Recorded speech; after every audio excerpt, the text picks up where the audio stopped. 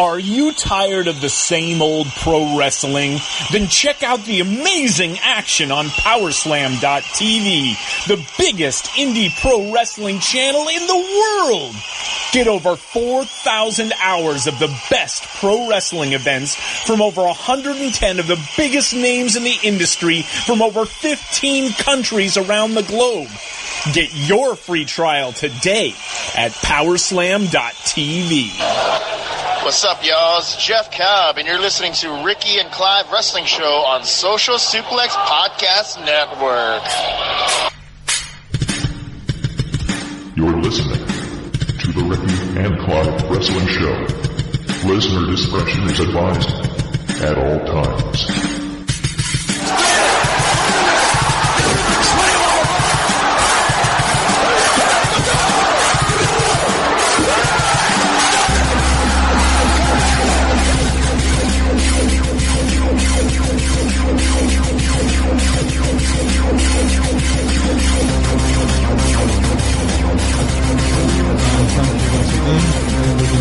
The final ever episode.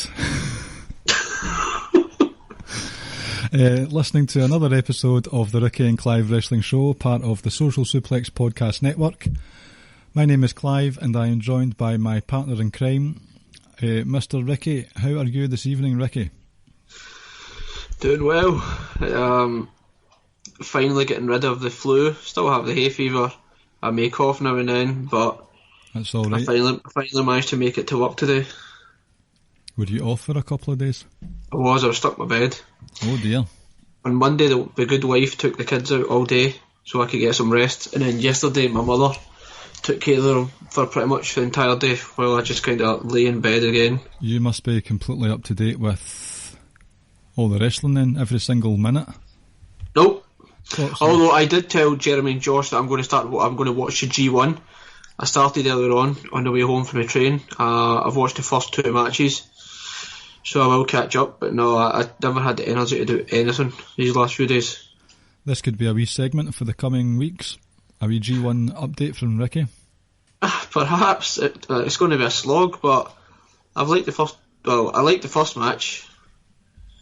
But yeah, like I say, I'm going to watch it definitely. Good for you. Well done. You can be the representative New Japan fan on here. That's fine, and then we'll give Keeping It Strong style a run for their money. Keeping It Scotch style. Bring that back.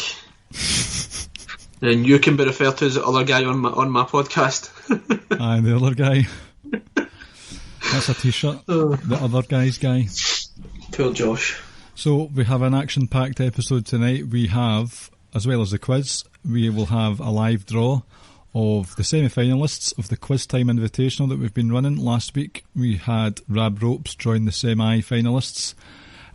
He joins Joshua, correct? Yes. Rance Morris and Sir Sam. So later on in the show we'll do a wee live draw, and once that's up and running we'll get some organisation sorted with those guys. Before that, we will touch on some listeners' questions that Ricky asked you for earlier on tonight. A few that have popped up on Twitter so far, so I'm looking forward to getting through them. But first of all, there is a pay-per-view coming up this Monday. Technically, it could be by the time we watch it. Yes, it's Monday. Well, it is Monday technically for us. It is. So yes, I am 100% correct with what I am saying. But that pay-per-view is Extreme Rules. I asked Ricky earlier on how excited he was for the Extreme Rules, and his answer was, I genuinely can't remember what I said, but I don't think I was that excited. So you basically said you've not got much to say. I say that, but I always have something to say. Oh, I know that. But so what I was thinking we could do this week is, if you've not got much to say about Extreme Rules, imagine that you are disheartened entirely, and I'm going to big up the whole card in a short preview of the pay-per-view coming up, only on the WWE network for just $13 approximately in the UK. Yes, because remember we pay more than yours. Yep. So thanks for that, Vince. I'll go through the card. I'll tell you some stuff that's happening with each of them, and you can decide at the end if I have done my job in promoting the pay-per-view, and I'll get my shill money. Right? Yep. Cool. First match of the Wikipedia page. I'm not going to do it in match order because we don't know what the order of the matches will be. Wikipedia has first Seth Rollins and Becky Lynch, both champions of their respective brands, versus Baron Corbin and Lacey Evans. And a last chance, winners take all mixed tag team. Oh my god, this is the longest title ever. Last chance, winners take all mixed tag team Extreme Rules match for both the WWE Universal Championship and the Raw Women's Championship. Now, I am actually quite excited for this one for a number of reasons. Are you compelled yet? Oh yes. Obviously there is the unknown, the sort of anything could happen with this one, because all it will take is one pinfall and both titles could end up on Baron Corbin and Lacey Evans' shoulders. So there is that element to it, a bit of surprise. So I can imagine there will be some near fall finishes that will have us catching our breath now and again. I did not see the Mike Kanellis and Maria Kanellis match from last week, but I did make sure to watch Rollins and Lynch versus Andrade and Zelina Vega this week, and it was good. I enjoyed it for what they could do, despite the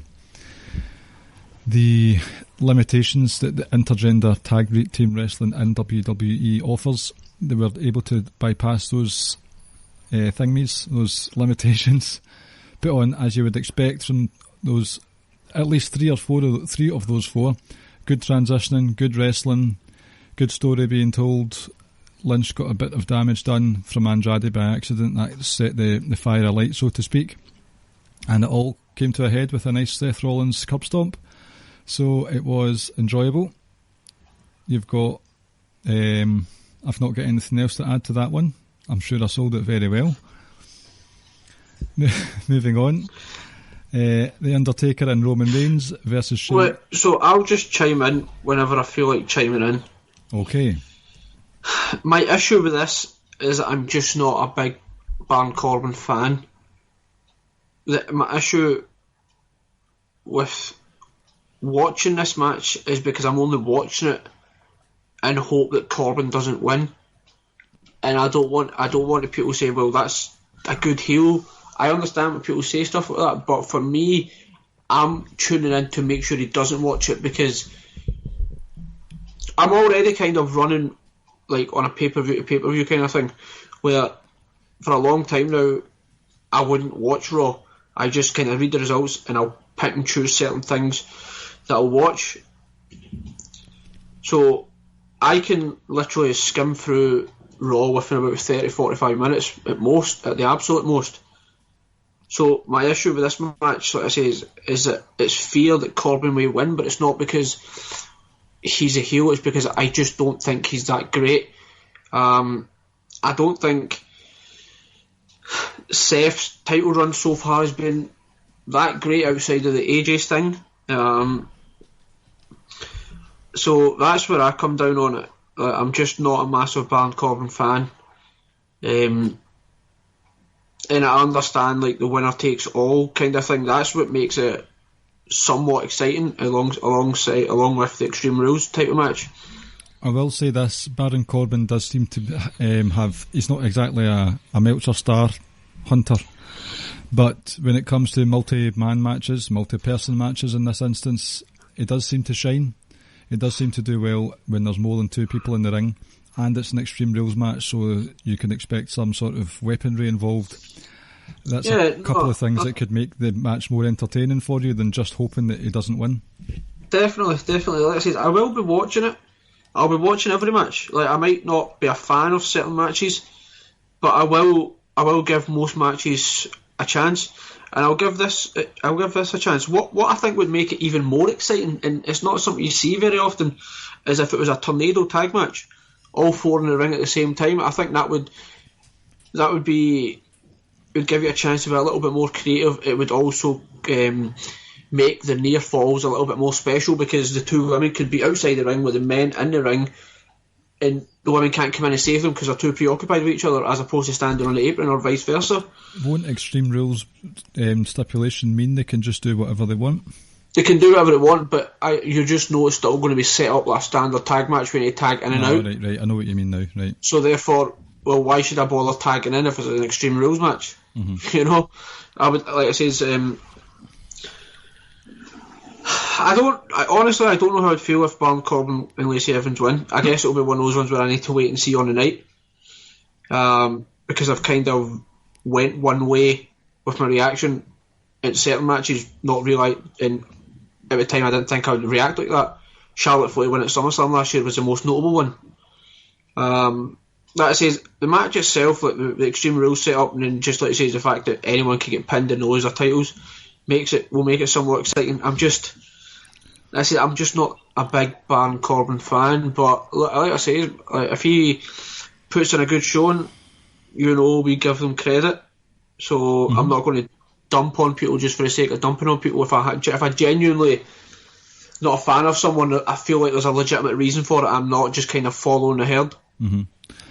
The next match that I will be dumping on one of them, because we have The Undertaker and Roman Reigns versus Shane McMahon and Drew McIntyre in a no-holds-barred tag match. Quick question, why do you have it in brackets 19, 20, 21? This was just copy and pasted off Wikipedia. I've got no clue why that's there. So, it's reference points or something, God knows.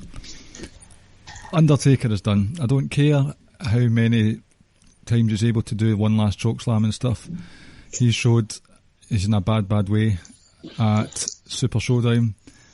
I don't think, maybe because it's no holds barred and you've got two other guys who can wrestle and are very athletic, and you've got Shane who seems to be powered by cocaine itself, so it still will be an energetic match, but Undertaker is just nasty in it. Shane will be lining up that coke right before that match. He'll snort it off the top rope as he does a coast to coast. That's it. He's not even going to it's not even going to put out proper lines. He's just going to pull the bag out and stick his head in it. Interesting things about this. You've got the outside factor with Edge. Outsider's Edge. You've got the outside factor of Elias floating about, and Elias has been warring with Miz. And you also have now Kevin Owens, who cut quite the fiery promo on SmackDown last night. I'm sure he'll have something to say about the match, and he might get involved. So, for that reason alone, to see if they continue the Kevin Owens super push, not a super push, just that he's red hot, white hot at the moment, so hopefully that turns into something. Next up is Kofi Kingston. Yeah, so, like I said, sorry, I'll end up cutting you off a couple of times, sorry. I know. I mean, you could throw it to me and say if I have anything to say about this match. I did say this segment would take 10 minutes. Two of these guys can go. The other one, Shane, isn't bad in a ring, right? For what he is and where he was come from, he's decent. He's decent enough. You know what you're kind of going to get with him, just in the sense that you don't need to expect a wrestling clinic. No, that's not saying I want to see Shane wrestle. I don't. I'm one of the biggest Taker marks you'll see. Taker can't go at all, and if you're going to put Undertaker in any type of match, you don't put him in the ring with someone like a Drew and Shane. If you put Taker in with anyone, you put him in with the likes of Kofi or Daniel Bryan or Ricochet, AJ Styles, Seth, guys that will kind of can fly around for him. But even now, he's not capable of putting on decent enough matches. Those kind of guys. I will say when Taker did come back a few weeks back, I legit pop for that because it was genuinely out of the blue and surprising. Yeah, not too much to add. I suppose the no holds barred rules will kind of help Taker in a sense, but I don't need to see Taker and Shane wrestle in 2019. Correct answer. 10 points to Gryffindor. Well done. Will I move on? 10 points to what? Gryffindor. It's a Harry Potter reference. Didn't watch Harry Potter, but okay.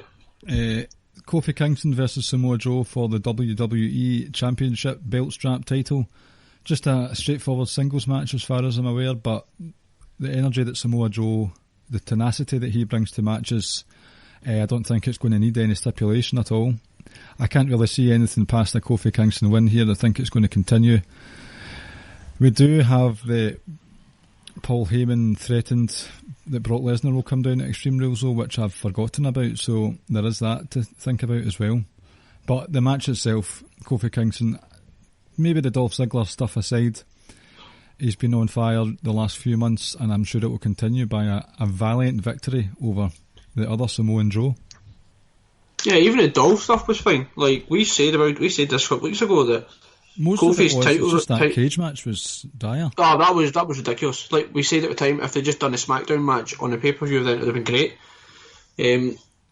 We said a couple of weeks ago that Kofi's title reign has been sensational, from his pay-per-view matches to just his SmackDown and Raw matches. And yeah, what you said about Joe, even though Joe's not got a history of winning big feuds, like it still feels like a big time fight when Samoa Joe's in the match.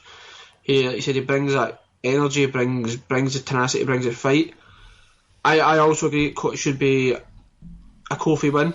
I'd be very surprised if Joe wins here. But yeah, this probably will be the match of the night, I think. Although I've got a sneaky other one that I think could be possibly match of the night. I think there's a few contenders for match of the night, to be honest with you, on paper. I think the one I'm going to say, I'm not sure if you'll agree with it, but go for it. I think it will be Aleister Black Cesaro. Yes. However, I am aware that that's one of the questions for tonight, so will we just skip that? Yeah. See, what to do is, since you're in charge of the questions, if there is any question pertaining to Extreme Rules, just keep it for then. Just tell me, right? Yeah, it's fine. I think, to be honest, that was the only one. We'll tie in, because we're about to talk about 205.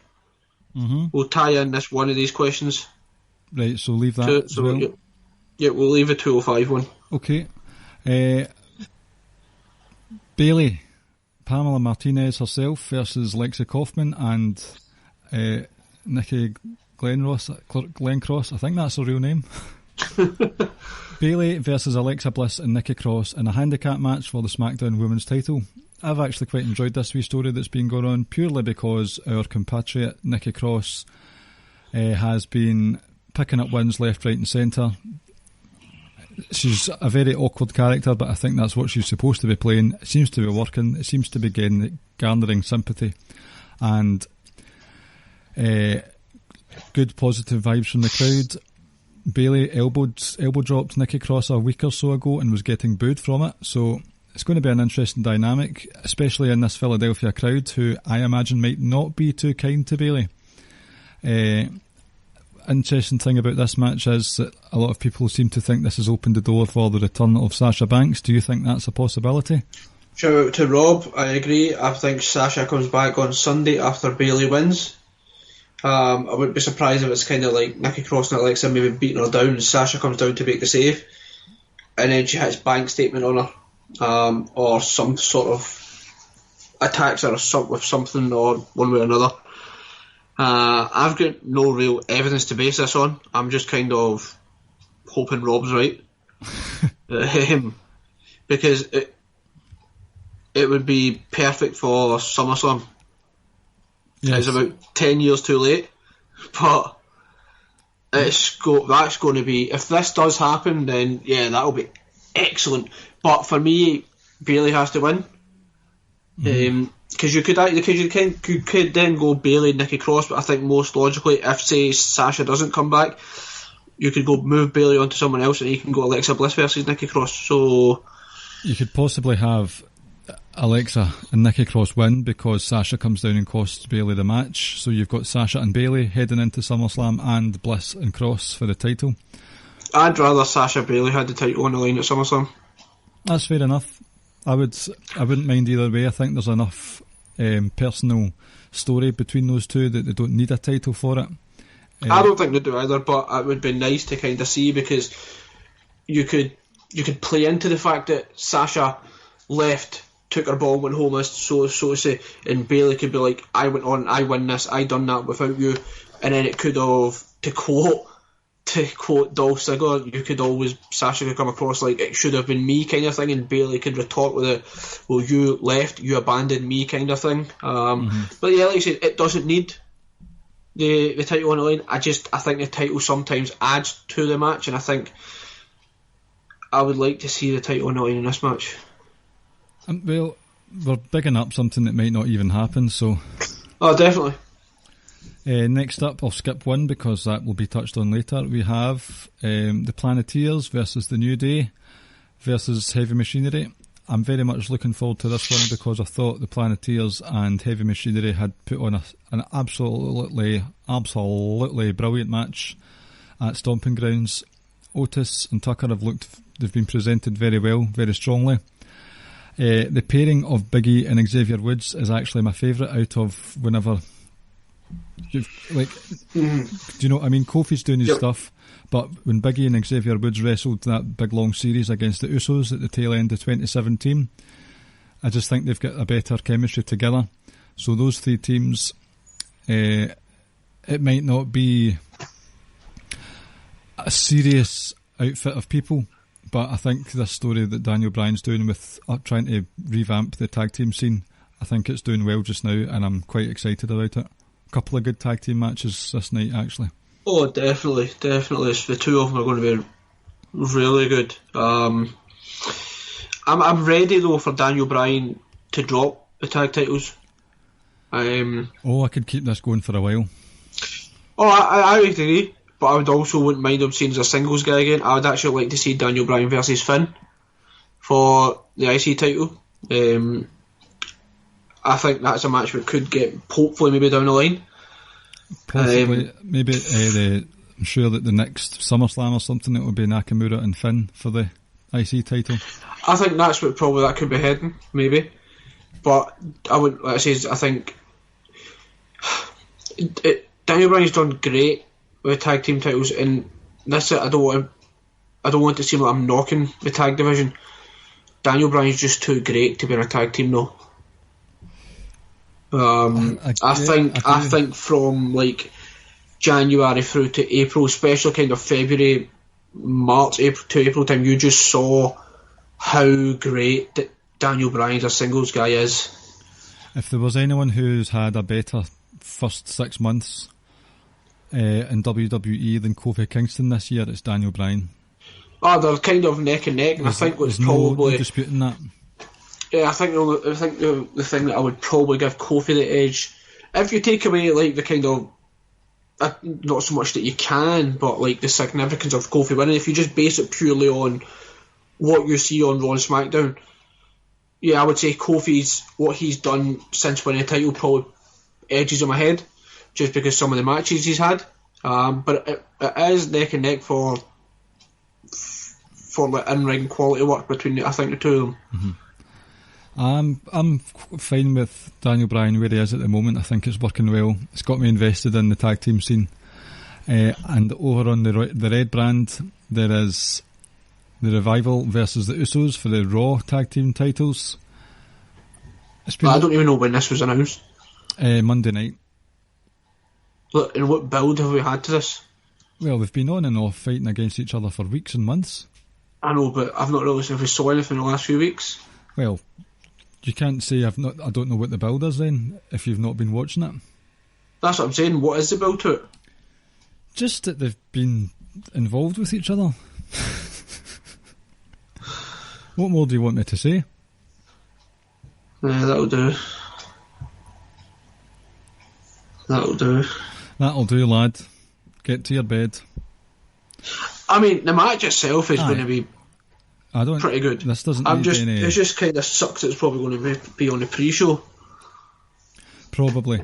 There has been six-man tag action with these guys. It was reignited when Roman Reigns and the Usos took on the Revival and... I can't remember right now. So that's when it started up again. But it was a couple of weeks ago. This one, I don't really... I don't need a story for this one.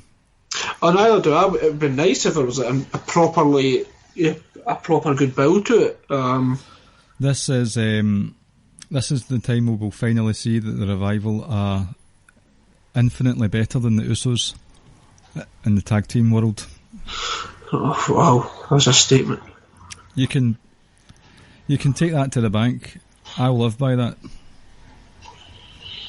I mean, whether people disagree or agree, that's their opinion, but infinitely better than Usos. Like, that's a statement. Feel free to soundbite that for a ringtone, ladies and gents. That's a statement. Right, next up we have, it might not be the match of the night, but I think it's going to be a blast. Pun not... Quite literally. Pun not intended. Braun Strowman versus Robert Lashley. Last man standing match. Oh. Well. Someone may die. That's going to be brutal. Something's going to happen, like something crazy is going to happen. It's not going to be a wrestling clinic, I like to say. It's just not. Not at all. It is going to be two big boys just hitting one another.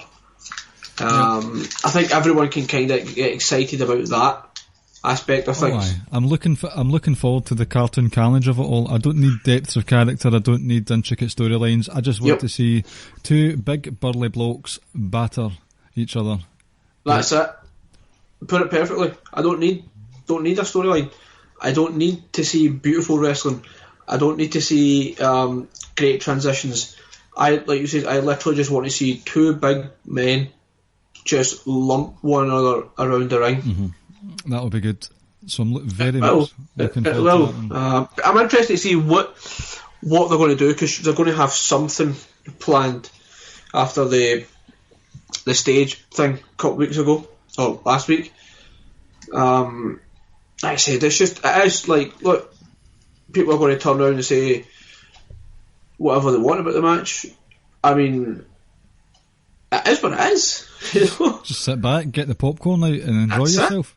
It's just going to be controlled chaos, organised chaos. That's the catchphrase. See, one thing that I've got that I like about this card. It's a Philly crowd, and they're just going to have a lot of the matches are hardcore stipulations, so it's going to be quite a carnage-filled night. Hell to the yeah. The pay-per-view is called Extreme Rules, so it should be just chaos from the get-go. Mm-hmm. This match is also a contender for match of the night. Ricochet versus AJ Styles for the US title. No stipulation here, but AJ Styles, is that a question in the Twitter? No. So AJ Styles heel turn last week. I wouldn't say it was exactly 1,000% necessary, but it's more than welcome. It gives the club something to do. AJ Styles has got that name pedigree that instantly working alongside Ricochet puts Ricochet up in a spotlight, on an elevated podium, whatever the metaphor is. Ricochet has been on a mini push of sorts, and he's doing well for himself. He's getting over with the crowd, and he's getting AJ Styles is getting booed for picking on Ricochet. I think this is going to be a good match, and hopefully it does continue. I want to see this feud continue up until SummerSlam at the very least. So, you said maybe it was an unnecessary turn. I think it was... I wouldn't say it was necessary or needed, but it's nice to see, because he's been a face for so long now. It's not like his character wasn't dead in the water or anything like that. It's just, it was good. It's something different. I also think that face AJ Styles, if he's not in the main event scene, you're kind of looking at it and saying, what are we going to do with him, if you know what I mean? It sounds daft, but as a heel AJ, I think I accept him more in the mid-card than I would if it was a face, because as a face you're just kind of thinking, this is AJ Styles, like, he should be in the main event. Like, I just think that it's just that kind of different mentality you have towards him. I think it was nice to see that they've turned him heel. Mm-hmm. He was a great heel.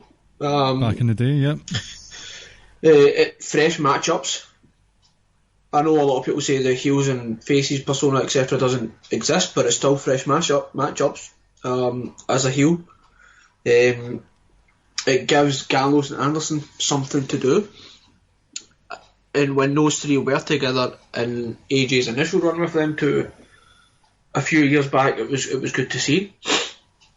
I think AJ wins. I think there's kind of a bit of cheating going on, and then that will kind of lead to the SummerSlam rematch. Ladder match? Who knows? It'll be a really good match. I've enjoyed the first two matches. Yeah, it'll be good. Ricochet's doing well for himself, I think.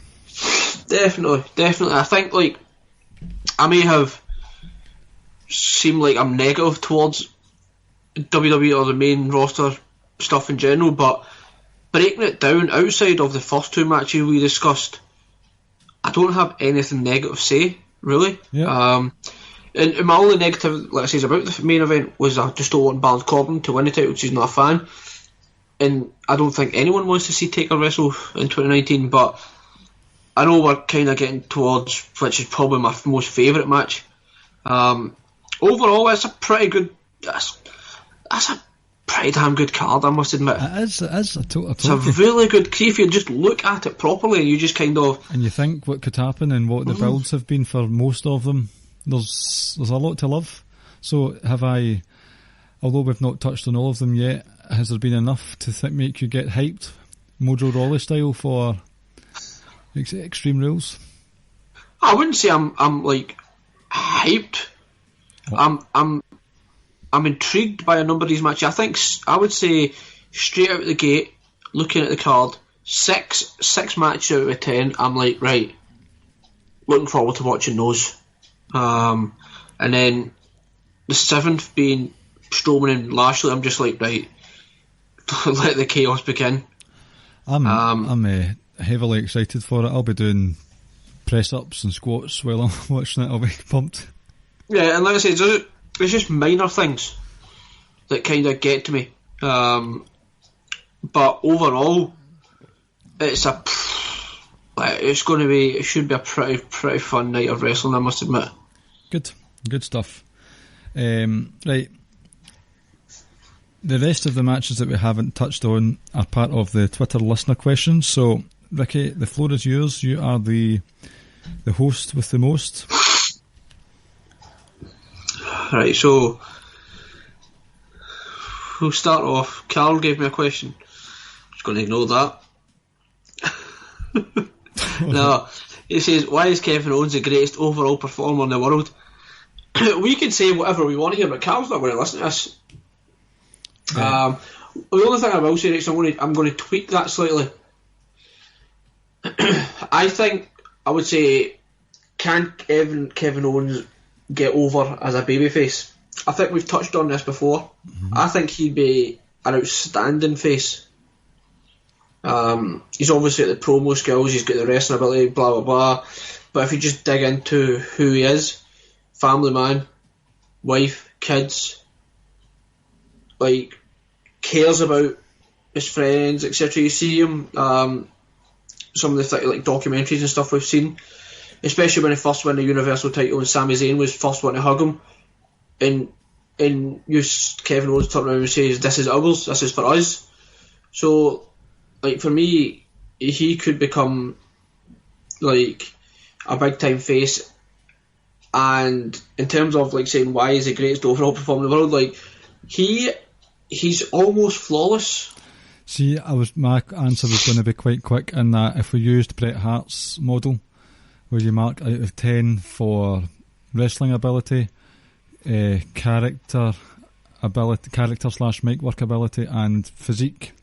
Alright, Kevin Owens has doesn't exactly have a shoot fighter physique, but he's still got a look about him, he's still got a dominating presence. So you're talking an 8 there, and easily 9s at the very least for both mic work and wrestling skills, so that's why he's one of the best performers in the world. When Rance, the guys outside of the Edge, ran that poll, remember? They done a poll and we answered all those questions in terms of, like, it was like character and ring and mic work, etc, etc. I gave Owens all 8s and 9s. I may have given him all 9s, to be honest. Aye, he got highly scored. He was very, very high on my card. I can't remember who. I had Charlotte, and I feel like I had Sammy as my top 2. But Owens, and see when people talk about physiques, let me just point out a few things. Anthony Joshua is an 18 stone brick shit house, right? Was just knocked out by a guy who looks like he feeds on nothing but pints of beer and pies. I think that's what kind of makes Owens unique, is the fact that he doesn't have this beautiful sculpted body and he's still able to do the things he's able to do. Mm-hmm. So that to me makes him look more unique and makes him look more just like your average guy in the street. Like, I feel like when people look at someone like Kevin Owens, like, well, look at him, he doesn't look like a star, he doesn't look like a wrestler, but look what he's still able to do. And then you look at yourself and you're like, well, I'm not, like some people might look at body wise or shape wise, I'm not that different, so why can't I do it, kind of thing. Uh-huh. So he doesn't look like a superhero, it doesn't look unrealistic what he's done. People can like attain it, if people can get to that level. He's up there, he's definitely up there. Without a doubt. We'll move on. This was from good friend of the show, Kath. So answer the second one first. Thoughts on the 24/7 championship and the use of Twitter or social media? Do you want to go first? I mean, phenomenal. It's excellent. Drake Maverick like, runs out with his wife on his wedding. He takes her to Orlando for their honeymoon. He posts a photo of them two standing and he's holding the title, but the title's covering his wife's face. EC3's at the hotel room. Like, what is there not to love about it? And then you had like Jinder winning it on a golf course. Jinder then winning it and run onto the aeroplane, and if he's sleeping, Truth, all the stuff that he's done, it's given a lot of mid-carders something to do. Uh-huh. And you know, Drake and Truth have just taken it to another level, and what they've managed to do is they've genuinely got people like caring about it and wanting to see what's happening. See, it's even transcending into all aspects of social media. Obviously the success with Twitter and the YouTube hits, but R-Truth was on the Asian Christian podcast, and they started off by saying, are you trying to find Drake on his honeymoon? And R-Truth was saying, hey, listen, no, don't you start your nonsense trying to get some tactics out of him. So even in these shoot interview podcasts, you're having a bit of a laugh talking about the 24/7 title and just how it's a feel good. It's one of those ones you send links to your pals on WhatsApp and Messenger. You talk to someone saying, did you see that last night? Retweets are plenty. It's a gold mine, a green and gold mine basically, and I've not got any negatives to say about it at all. Fantastic work. Easily the most entertaining aspect in WWE at the moment. Yep. Kath also asks, did Clive get a tan or did he simply burn? Kath, I'll answer this. Clive is white. He burnt, and he's Scottish, and he's ginger. He burns. I need to wear Factor 50 sun cream when I open the fridge. And it was a tan because I had one freckle left and it just turned the whole skin brown. There we go. This is in reference to a holiday when I was at a beach in Essex, ladies and gentlemen. Very sunny, and I was very frazzled towards the end of the very short hour and a half. I don't think we had nice weather last week. I can't remember now. I don't think we did. Well, it looked nice down in Essex. It was lovely. I did see your video on Twitter when you were saying when we were driving back up into Scotland. Then I also saw your tweet about the English water and stuff like that as well. Oh, sorry guys. It's true. It's true. I know we've got some friends in England, but sort your tap water out, please. Dreadful. And your roads. The roads are awful. See, I'm not joking. It's when you arrive in England, you start to see some of the roads. It's just like, what the fuck? Aye. some drivers just do not care, and you've got sharp left and right turns that are less than 90 degrees coming off of 70-mile-an-hour roads. Yep, and also I was in Bradford a couple of months ago, and my lord, can you please signpost stuff properly and have proper signs? And I'm convinced as well that maybe it's because we have to drive through the entirety of Yorkshire, but it's like a time vortex, and I'm pretty sure Yorkshire is actually bigger than the UK. Yorkshire it's just because it's A roads for a lot of the part in Yorkshire. Horrible. Not so much. Not saying that Yorkshire's horrible. I'm talking about the roads in general. A horrible country. Shout out to all our English listeners. Aye. Freedom and all that, you know. Right. Now this is the one I think we're both wanting to answer.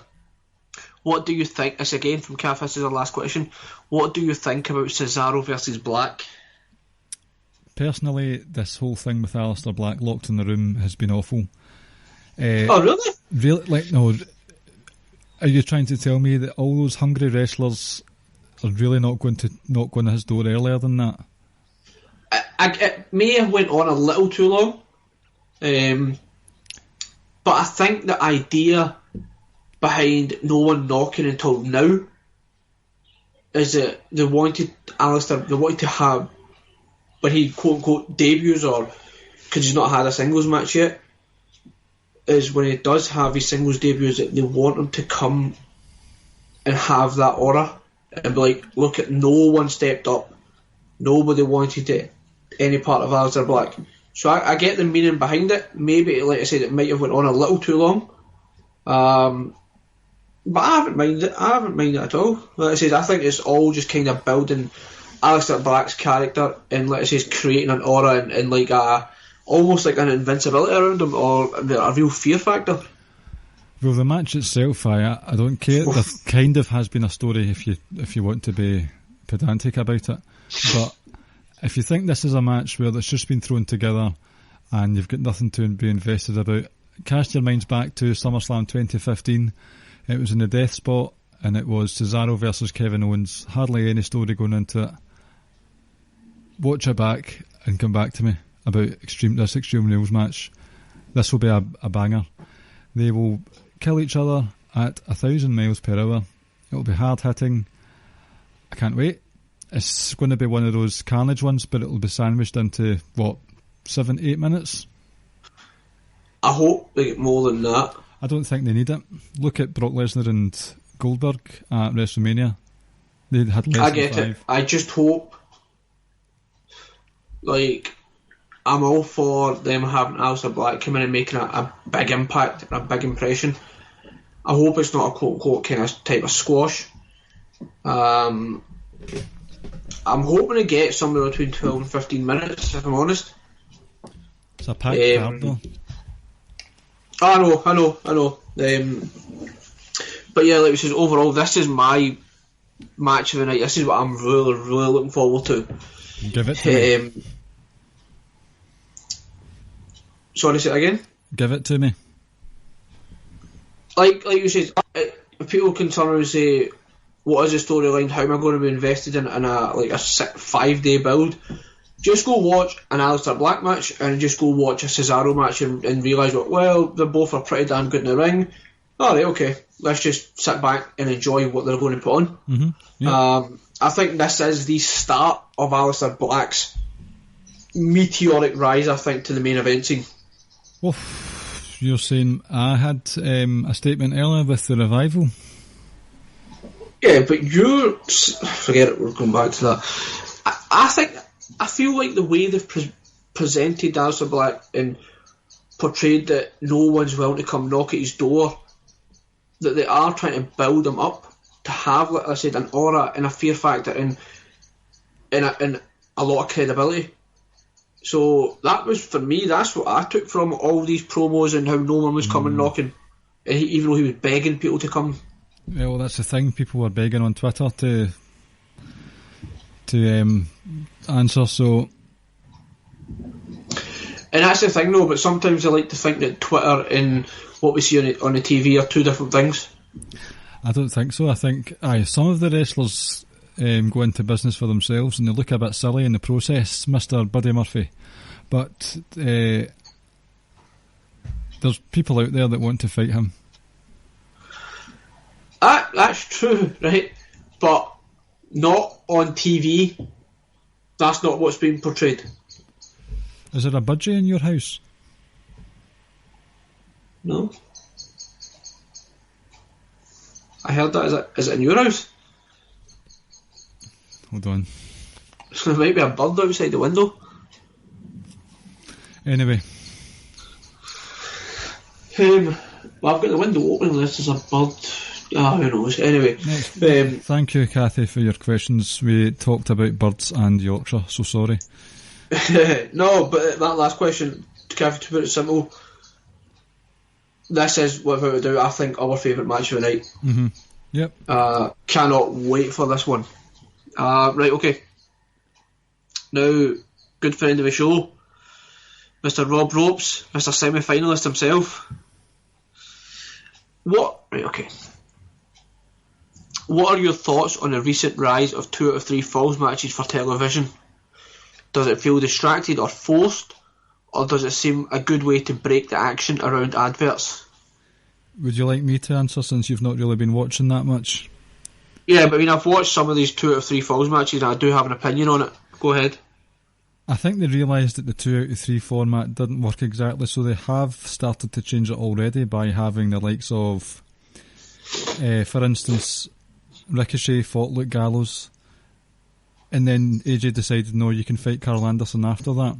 So there was something else that happened, I can't remember exactly what, but it was an interference during a tag match that ended up turning into a 6-man tag match as well. So it's not always 2 out of 3 falls matches that take place. It seems to be that it's Miz and Elias that are happening all the time, which is it's the use of people that's a problem. 2 out of 3 falls, it was overdone, but I think they're trying to mix it up a bit, which is fine. You had people moaning before that there wasn't enough wrestling on the programmes, and now people are moaning that they're getting more wrestling. So, fucking, you can't win. I don't mind it at all. Not a fan of it. The 2 out of 3 falls. Not a fan of it one bit. Okay. My reason for that is it's kind of like the same reason why I don't want to see gimmick type of matches being run often. 2 out of 3 falls to me kind of suggest that like we can't really separate you guys, or you're continually going back and forth. So this will be the closing match or the last match of your series, and this will determine the kind of winner. Like I said, I don't like to see, like for instance, the Dolph Ziggler and Kofi Kingston steel cage match. What was the point in having a steel cage match? I feel like when it comes to certain gimmick matches or stipulations, there's got to be like a reason behind it for doing it. Now, don't get me wrong, 2 out of 3 falls matches are fucking awesome. And like I said, there's more wrestling there. I just feel like there's got to be a reason for you doing it. That's true. It did come out of the blue, and I think they have addressed it, so it's not going to be as much of an issue as it has been.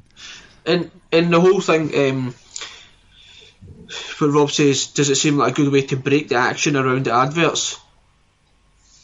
Yeah, but correct. I'm not sure. But when they go to adverts in America, does it go to a split screen?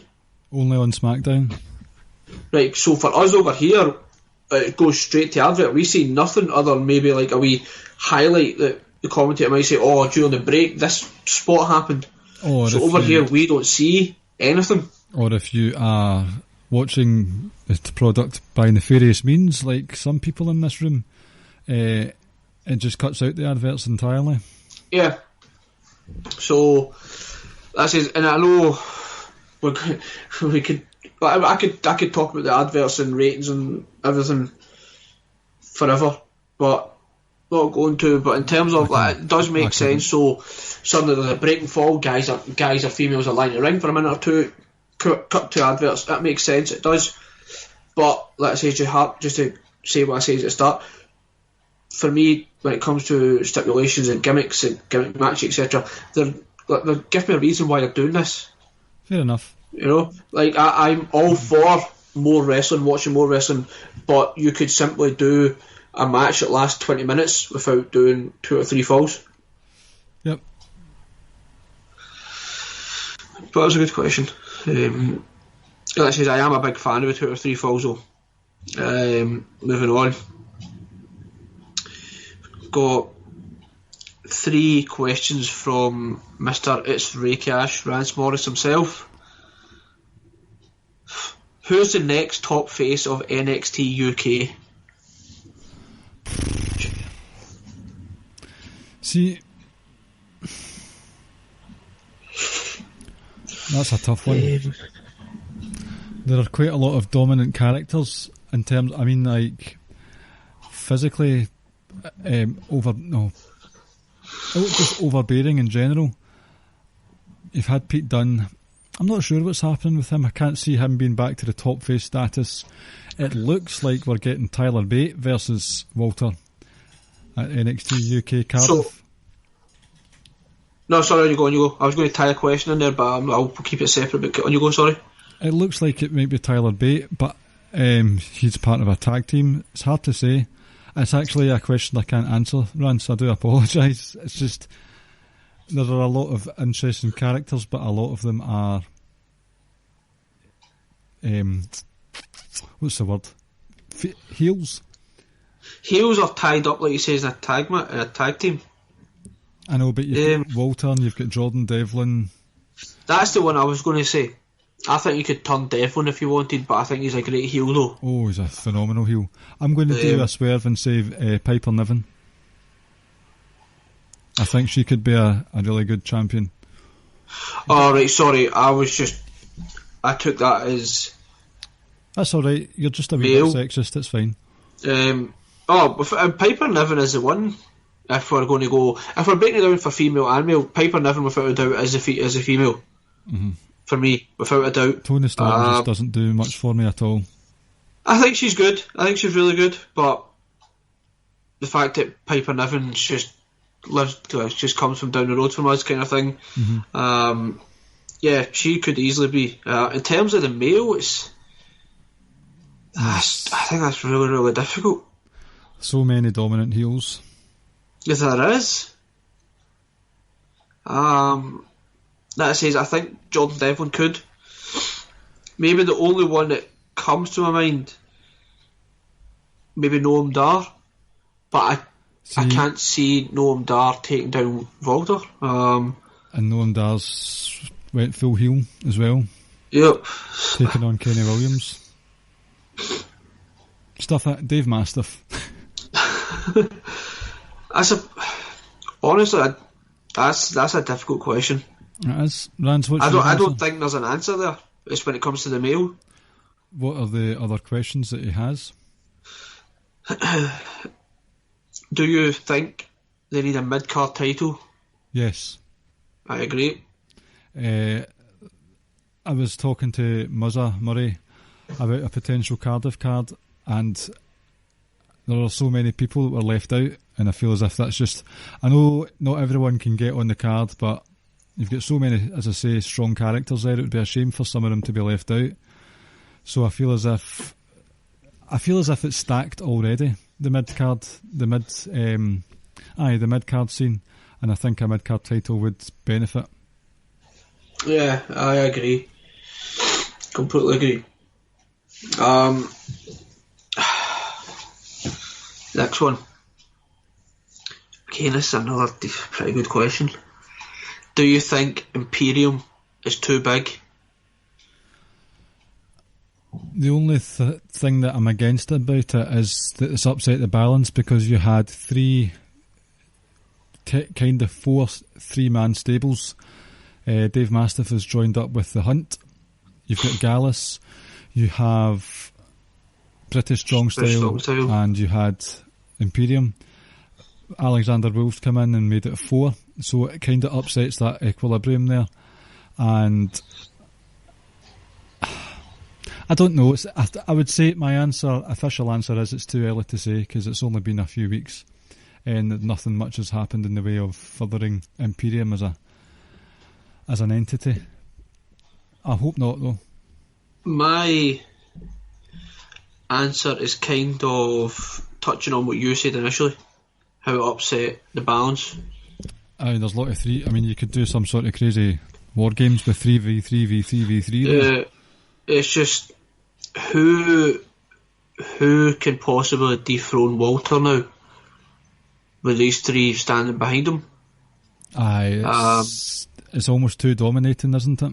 That's what it is. It is. They're too dominant. They're too dominant looking. Crazy stuff.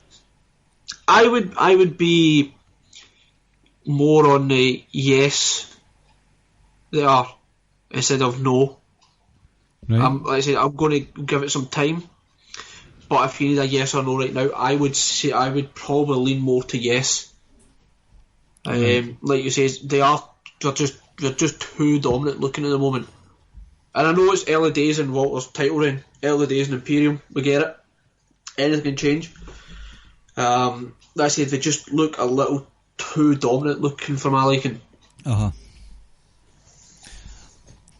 But like I said, you could have the three of them potentially turning on Walter down the line.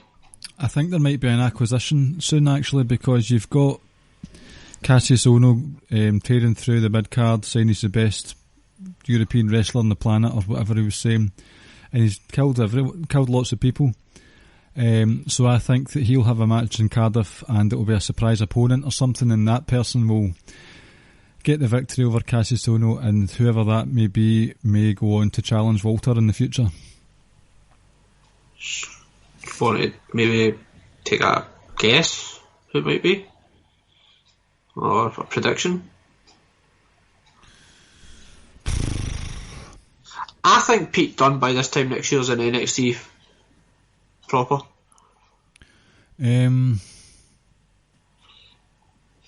Stuff it. Danny Burch. I've got nobody apart from Danny Burch. So we're saying someone coming over from NXT or someone just coming? Yeah, I think someone from NXT. Because Lorcan's actually got quite a lot of stuff going on in 205 right now. Mm-hmm. I can't see much of a future going forward for Burch and Lorcan. So I think Lorcan he's getting matches and screen time basically every week now. Burch. I'm not confident on my answer, but there it is. I mean, it would make a little sense. Only a little. I'll admit that. No, like for your thinking behind it, I can't think who could possibly come over.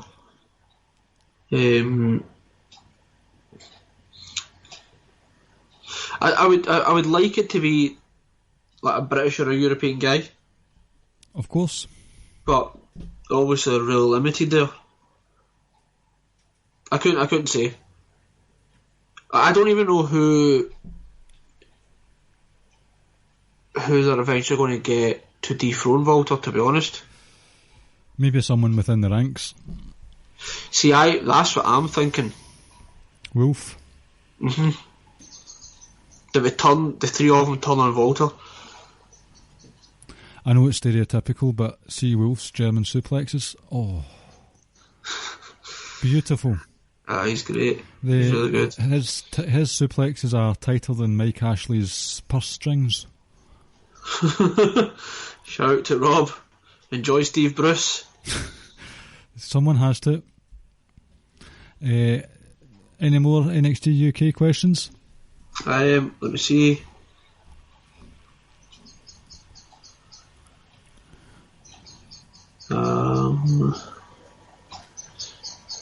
Got a couple here from Murray Muzza _44.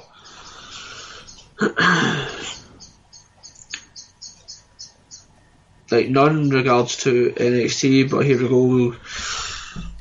After Tony Nese, who does 205 want Gulak to face next? Let me bear in mind Extreme Rules is in Philadelphia on Sunday. And that's where Drew Gulak's from Philly. Yep. And Vince and creative etc. do have a kind of a history of sometimes having a hometown person lose. He's just too good. I can't. Drew Gulak and Matt Riddle are fighting at Evolve the night before. I imagine Matt Riddle will win that one. I'm really excited to see that one, actually. That's another story for another day. But I can't see him. It's too early in his reign. It's been a month and I can't see him upsetting the balance so quickly. I think Drew Gulak's going to go on a tear for a while. Who do I want to see next? Straight up, Chad Gable. Chad Gable has disappeared after his one appearance on 205 Live. I'm not sure if that was just a one-off or he has actually been brought in and there's just not time for him at the moment, but I just want to see Chad Gable and Drew Gulak wrestle right now.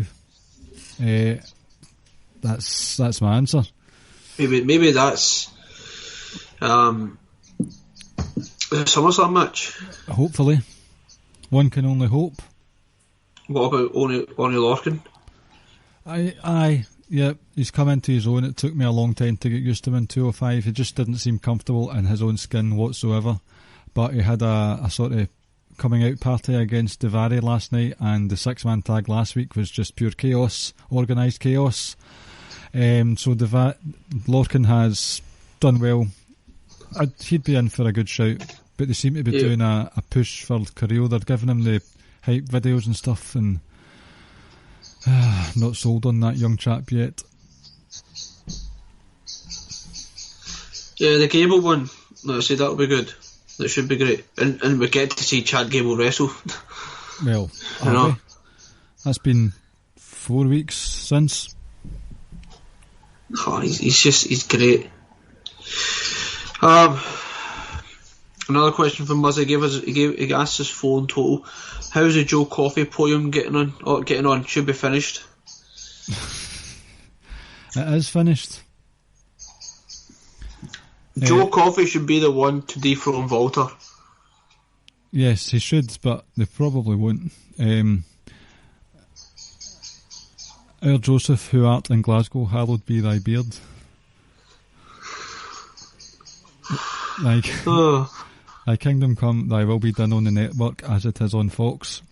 Give us this day our daily square go. Forgive us our marks who stand for heels against us. Lead us not into Edinburgh and deliver us from Ibrox.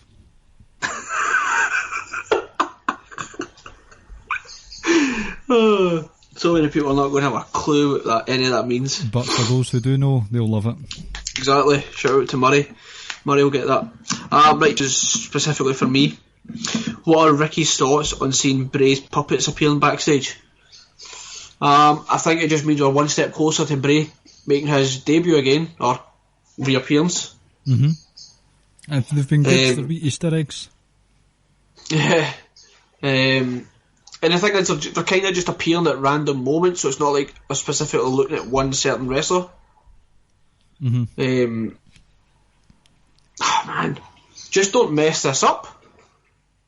So all I'm asking, please don't have him come in and lose his first significant feud straight out of the gate, because that'll be months and months of build for no reason. I know. Someone must be fed to Bray when he appears. I do not care who it is. Feed someone like No Way Jose, feed Heath Slater, allow Bray Wyatt to literally put this person in hospital. I've got one small, my word, one small scenario for you to daydream about. Daniel Bryan and Eric Rowan go on a tear for a while. They keep the titles for quite some time. Out comes Bray Wyatt. Says, I've got some company. And out comes Lucas Jai Harper with him. With his P45? His pink slip on a pole. Oh dear. It's kind of similar to what I remember when I was asked to book Bray's return. Mm-hmm. Similar to how I would do it. I told Murray that if they mess this up, I probably would be done with the main roster. And that sounds extreme, but that's just how much of a mark I am for Bray. I said it would just seem like such a waste of time that you've had all these vignettes and all these little things and how much people are kind of gotten into it, and then you don't treat him the way you should treat him when he comes up. I know. I understand your concerns. Because I don't share them, but I understand it. I understand. Like, go back and just listen to some of Bray's initial promos when he was in NXT and when he first came up to the main roster. His promos were some like stuff I'd never heard before. Mm-hmm. Like, you couldn't help but like kind of mesmerised and like and drawn to him. There was an aura about him. And then over time that goes because you don't back up your words, kind of thing. But yeah, I'm still excited about it. I'm still looking forward to seeing him eventually coming back. Still invested in this character and this storyline he's got going on. It'll be interesting to see what they do. Definitely. Like I said, I just hope they don't muck it up. What's next? Last question from Muzzer. Who do you see Wolfgang facing at Shug's house party? So Wolfgang was supposed to be facing Lionheart at Shug's house party for the ICW title. Obviously, Lionheart's not with us anymore. Mark Dallas has decided that a mystery opponent will face Wolfgang for the vacant title. You've got Rudo Lightning, who has the briefcase at the moment. So he's in with a shout, but he's warring with Dallas at the moment. No clue. Murray was talking about Mikey Whiplash or Chris Renfrew, but they're shots in the dark for me. As far as I'm aware, Chris Renfrew's fallen out with Dallas. I don't know. I'll go with BT Gunn. Okay. What was yours? I have a theory. Right. You know, if the Kinky Party, the stipulation, if the Kinky Party lose, then the Kinky Party no more. Uh-huh. Now, I'm assuming that the ICW title match will be on night 2, I'm guessing. Yes. The Kinky House Party match, if it says what night that's going to be on. I can't remember. Because if it's night 2, that kind of blows my theory out the water. Well, I personally think that Sha Samuels is going to screw Jack Jester and turn heel on him. So this is my other thing then. Either I was going to say the Kinky Party, I think they're splitting up. Yeah, right? And it will be Sha Samuels that orchestrates it. And for our American listeners or anyone that doesn't follow ICW, remember when Kevin Owens turned on Chris Jericho? It will be 10 times worse. It was like watching your parents break up, as Clive says it right in front of you. It's going to be like this all over again.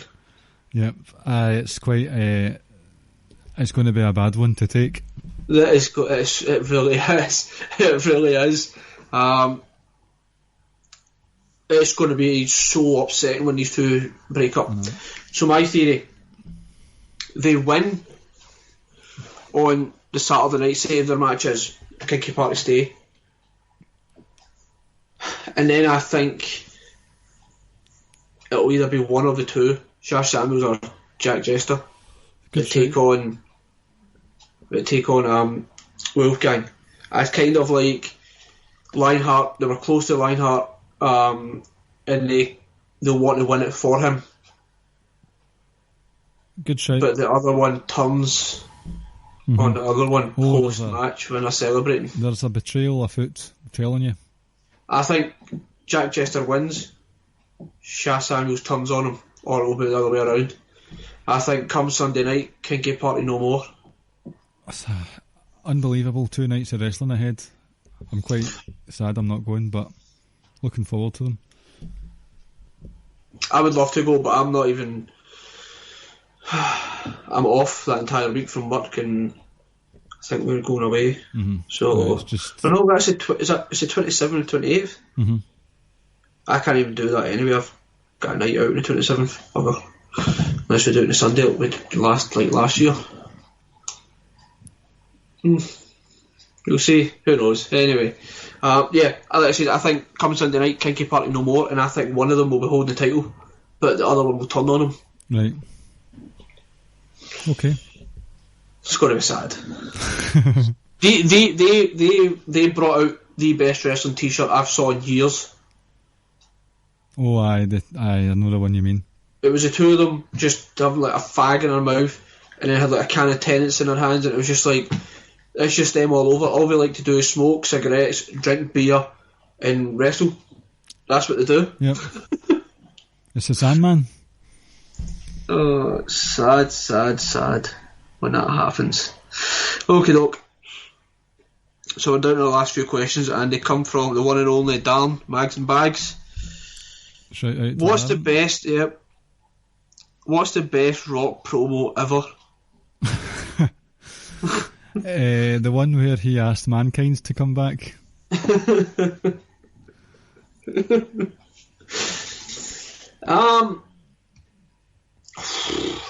That's too. You can't answer that.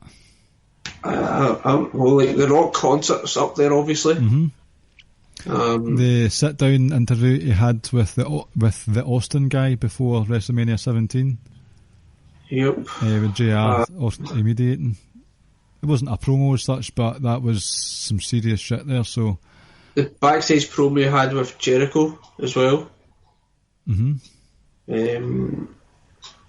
One of my personal favourites, to be honest, is when he first comes across NWO.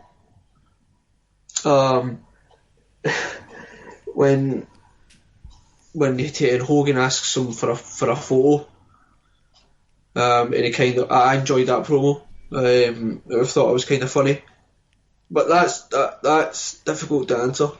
There's just so many. I think from what happened last week, he's at the wind up anyway. Probably.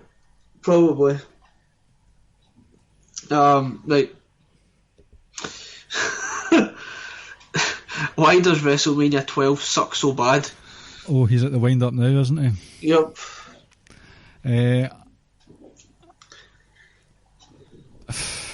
I've not. I'll address you to Rab Ropes, Mr. Kirkby, on that one. Yep. So he sounds bitter. This man. He does. Aye. Sounds very bitter. Some bitter lemons there. The thing is, Rob was smart about his chosen subject. No, Darren did study them. He just laughed so hard he forgot to take notes. That's true, actually. That's true. And his final question: what does a Fig Newton taste like? Oh, I was going to be horrible there. I'll just be it. Defeat. Ooh. That's terrible. That's disgraceful behaviour from a quizmaster. Apologies, Darren. I'm not sorry. You never are. No, I heard his introduction for you on his podcast. Oh, that's right. The brain. The workforce, or the brain, or whatever. It was the brain behind the Ricky and Clive wrestling show. Mm-hmm. No, it wasn't the brain, was it? No, Mastermind. It wasn't. What was it he said? The handsome. Here we go. Arguably the talent of the Ricky and Clive show. He did say arguably, to be fair to him. Sounds like he wants to argue that you are the talent of it. Aesthetically as well. Right. I know, I'm just joking. I've seen myself. It's fine. No, you're a handsome man, but in comparison to me, you know. Any more questions? No. Thank you. None. Thank you, listeners, for contributing to the show tonight. Some good questions and some hard questions and some fun ones. I've got a question for you. Right. Your favourite current brand is? Right now, it's ICW. It's been on a tear recently. There's obviously the emotional connection to it right now, but I just think that... Did you see it from the weekend there, the video, the promo video and stuff they done for Lionheart? I have not. I'm waiting till there's no one about so I can cry when I watch it. Like they left his boots and tights out in the middle of the ring as well. Aye. But from just a creative standpoint, there's a lot going on all up and down the card, everywhere. Just great stories. The Fight Club episodes have had excellent matches. The King of Honor's 6-man tag final, I would consider as part of the match of the year contenders. If that was done by slightly more polished wrestlers, that would not look out of place on like a super episode of NXT or something like that. So top notch stuff there. So ICW would be my answer, followed by one of the NXTs. Yeah, mine is NXT UK. Mm-hmm. Oh aye, I'll always enjoy UK. The Cardiff takeover not too long ago either. Looking forward to that. What do you think the main event will be? Tyler Bate and Volta. Or Trent Seven and Volta. Just based off last week. He's going to run through BSS. Yeah, they'll attack Trent Seven this week. I've not watched this week, but I can't wait because it's Gallus versus Mastiff in the Hunt. That is... That's just going to be 6 bears. I know, it's an actual bear fight. Thumping at each other. Can't wait. Tyler Bate. And I think he's got it in him from a wrestling standpoint to beat Volta. Yeah, definitely. I don't see Volta losing the title. Not for a while. No, it's going to be a rather dominant reign. So like I said, I'll watch it tomorrow. Won't have enough time to watch it tonight. Aye, same here. So, would you want to do the quiz then? Yeah, let's do it. Before the quiz, I have the names of 4 people with a number next to them. Joshua from Keeping It Strong Style, Rance from Outsider's Edge, Sir Sam from Lords of Pain, and Rab Ropes from Atlanta, Georgia. So, pick a number between 1 and 4. 3. That is Rab Ropes. Right, so Rab Ropes is the first person to be called, and he will face... Yes, home field advantage. Yep, it's a home tie for Rab Ropes. This is number 2. That's Rance. So it's Rance versus Rob in the first, maybe not the first semi-final, just depends on availability. And the other semi-final will be Josh versus Sir Sam. There'll be a few New Japan questions for that one, I am sure. Oh, that'll be interesting. I know. I will be thinking of some good questions for that one. We'll need to. Josh's knowledge is excellent, and Sir Sam showed in his matchup with Imp that he knows his stuff as well. Yes. So, gentlemen, we just got to now make sure that we don't repeat questions. Sorry, I've got them all. I've still got them all. Yeah, so do I. Shout out to Google Docs. So, gentlemen, we will be in touch with you in the fullness of time to organise dates, times, slots, chosen subjects and all that stuff. And we'll get an episode recorded ASAP. So, quiz time? Yes.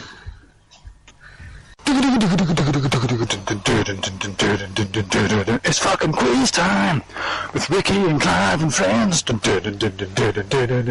fucking WWE quiz.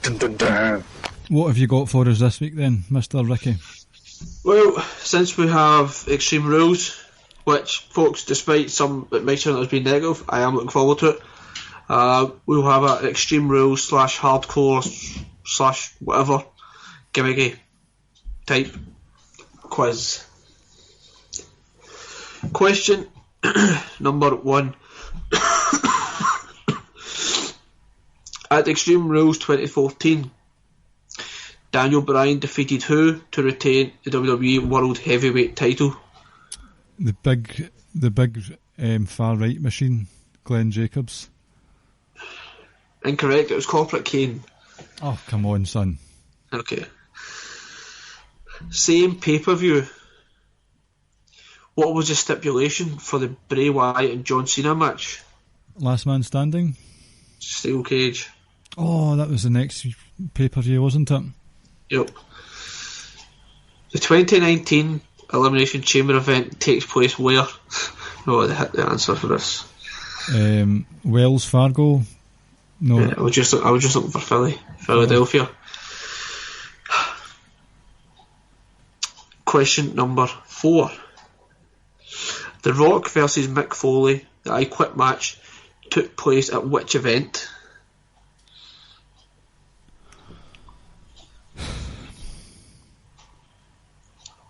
Valentine's Day Massacre. The Royal Rumble. Ah, sugar. At the 2015 event, Elimination Chamber, Extreme Rules, what were the two... So, Randy Orton versus Seth Rollins took place in a cage match, but what were the other two stipulations in the match? Kane couldn't enter or something, and the RKO was banned. I'm not sure on the first one, but the RKO was definitely banned. I'll give you it. Kane was like the gate / timekeeper thing, or the gatekeeper. Quite literally. So, I'll give you it. Awful match. So how many have you had right? 1, 2, 3. 3 out of 5, right? At the 2010 event, what was the stipulation between CM Punk and Rey Mysterio? If it was hair versus mask? It was just a hair match. Oh, right, okay. But I'll give you it. The 2017, why do I keep saying Elimination Chamber? Extreme Rules. Was this a Raw or a SmackDown pay-per-view? 2017, that would have been a SmackDown pay-per-view. Raw. What? Okie doke. Oh, it was just after the... Are you sure about that? Yes. Definitely. Okay. I had to get this question in, referencing this title. The youngest ever winner of the Hardcore Championship is...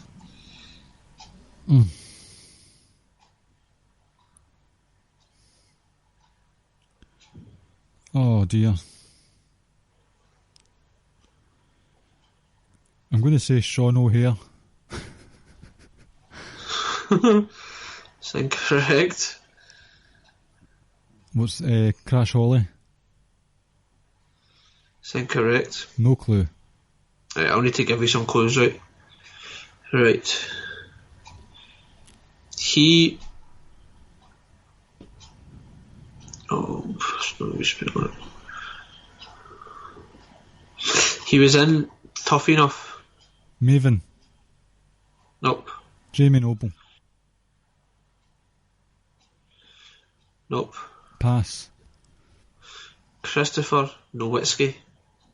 Oh my god. Rest in peace. I don't know if he's dead. No, I don't think he is. Therefore, you think he's dead? It felt like the right time. Well, he was only in WWE for like a few years. Okay, question number 9. Rob Van Dam beat who to win a Hardcore title and be the last ever title holder? Jeffrey Hardy. No, that's wrong. Thomas Dreamer. Correct. Do you also know? I do. How many days he held it for before it was like unified or scrapped? It was 0. It was like part of the match. He wasn't a Hardcore champ. Is that your final answer? Yes. That answer is correct. I know. Right, Last question. It's a humdinger. How many total title reigns were there? Reference the hardcore title here.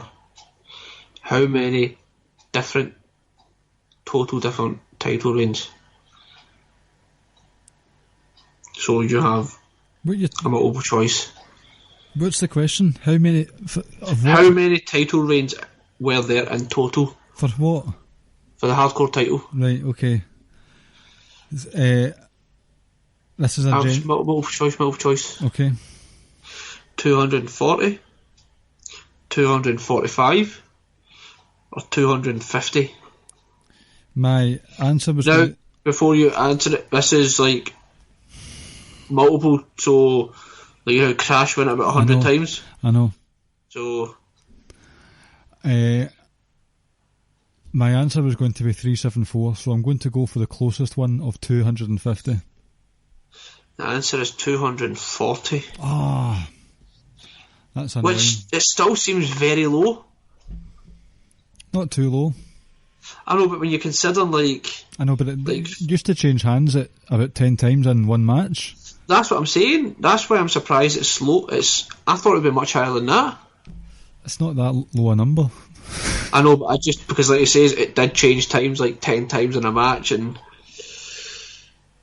it went on for a good while. Mm-hmm.